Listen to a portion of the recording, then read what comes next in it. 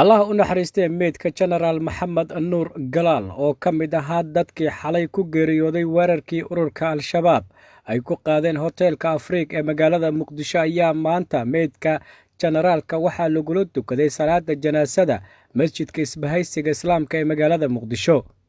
ra-iisul wasaaraha xukuumadda soomaaliya maxamed xuseen rooble, guddoomiyaha gobolka banaadir cumar maxamuud maxamed cumar filish, xubno ka tirsan golaha wasiirada xukuumadda soomaaliya, xubno ka socday baarlamaanka labadiisa gole iyo qaybaha kala duwan ee bulshada ayaa ka qayb galay tukashada salaada janaasada meydka jenaraal maxamed nuur galaal.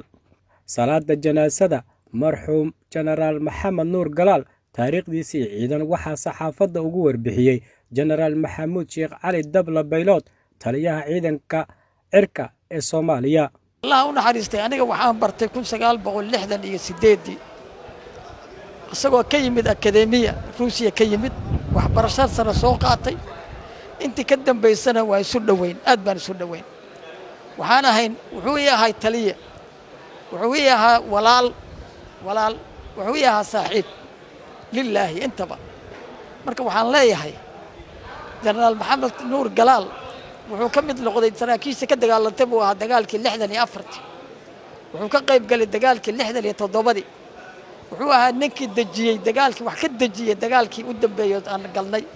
saraakiishii wax ka dejisay ee hogaaminaysay ee taariikhdeeda wax ka qortay buu ka mid ahaa. wuxuu soo noqday taliye ku-xigeenka ama wasiir ku-xigeenka wasaaradda gaashaandhigga ee arrimaha teknikada. wuxuu soo noqday wasiirka howlaha guud. wuxuu soo noqday guddoomiyaha guddiga arrimaha siyaasadda ee baarlamaanka ama golihii dhexe baarlamaanka waqtigii kacaanka. haddii inta ka dambaysana taariikhdiisa waa haysaan, hadda waqtigan kuma soo koobi karo, laakiin waxaan leeyahay allah u naxariisto. tiir muhim ah oo taariikhda ciidanka xoogga dalka Soomaaliyeed ama taariikhda Soomaaliyeed ama wadaniyadda Soomaaliyeed ama geesinimada saraakiisha iyo aqoonta la dhintay buu noqday.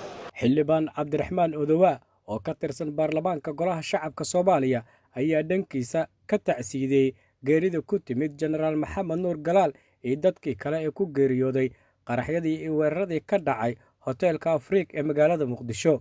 ku timid ilaahay waxaan uga baryaynaa asagana naxariis janno inuu geeyo, ahalka iyo qaraabadana sabr iyo iimaan uu ka siiyo. runtii waa dareemi karaa qof walba oo Soomaaliyeed tacsiidan tirada badan leh maalin walba aan soo jeedino inay xanuun badan tahay, laakiin hadda inta ugu yaroon awoodno waa intaas. allah u naxariisto. ugu dambeyn, wasiiru dowlaha wasaaradda amniga xukuumadda Soomaaliya Farxaan Cali Axmed ayaa sheegay in xukuumadda ay ku dadaalayso inay wax ka qabato amni darrada, isla markaana shacabka ugu baaqay inay ka qayb qaataan sugidda nabadgelyada. wuxuu ahaa nin runtii wadaniya, mar walba jeclaa dalkiisa inuu u adeego dalkiisa. cumrigiisa inta badan nin guryo laga dhaxlaya maahan. wuxuu ahaa nin maxaan ku idhahdaa dalkiisa u soo shaqeeyey waqti badan iyo dagaallo fara badanna waddanku markuu galayana raggii kaalinta koowaad qaata ayuu ahaa. dadkana waxaan leenahay shacabka lala shaqeeya hay'adaha amniga. haddii hay'adaha amniga iyo Soomaalidu ay wada shaqeeyaan oo maxaan ku idhahdaa shacabku nala shaqeeyo oo aan xog helno, oo aan macluumaad helno, oo aan guryaha lagu soo abaabulayo aan ogaano, oo geerashada lagu soo abaabulayo aan ogaano, oo baadiyaha lagu soo abaabulayo aan ogaano, waa ka hortagaynaa. meydka jenaraal maxamed nuur galaal ayaa salaada janaasada lagula dukaday masjidka isbahaysiga islaamka ee magaalada muqdisho. meydka jenaraalka ayaa loo qaaday magaalada Gurceel, halkaas oo galabta lagu aasi doono. cabdicasiis okey, TV Universal, Muqdisho. magacaygu waa Cali Umar Daraare. marka waxaan ka hadlayaa accidentigii u dhacay shalay 10 saac galabnimo ahayd oo ku dhinteen gabadheediyo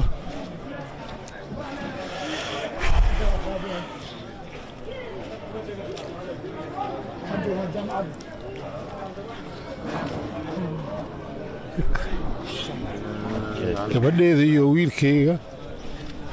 gabadheeda guur aroos ayadoo hotelkaas Afrika ay deganayeen oo meesha isku guursadeen.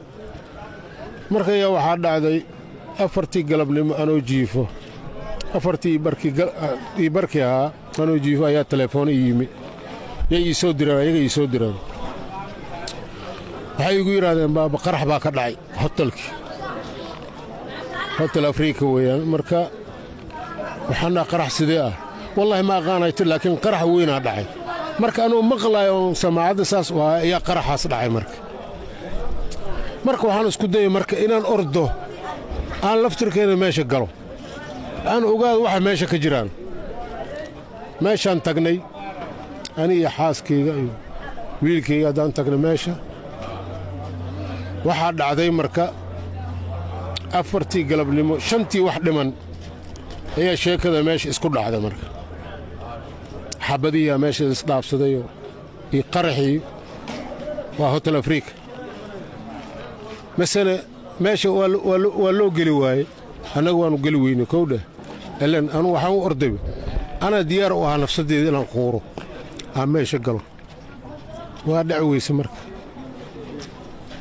marka waxaannu joognay meesha ilaa habeenkii 6 saac aan wax qabar iyo wax dhintay wax nool aan warba u haynin 6 saac habeenkii markii la gaaray meesha xoogaa xabadiyaa yaraatay qaraxii baa meeshii yaraaday wixii markaa noolaa oo soconaya bukaan socodkaa way baxeen dhaawacii waa la qaaday marka maxaa haray marka waxay dhintay baa haray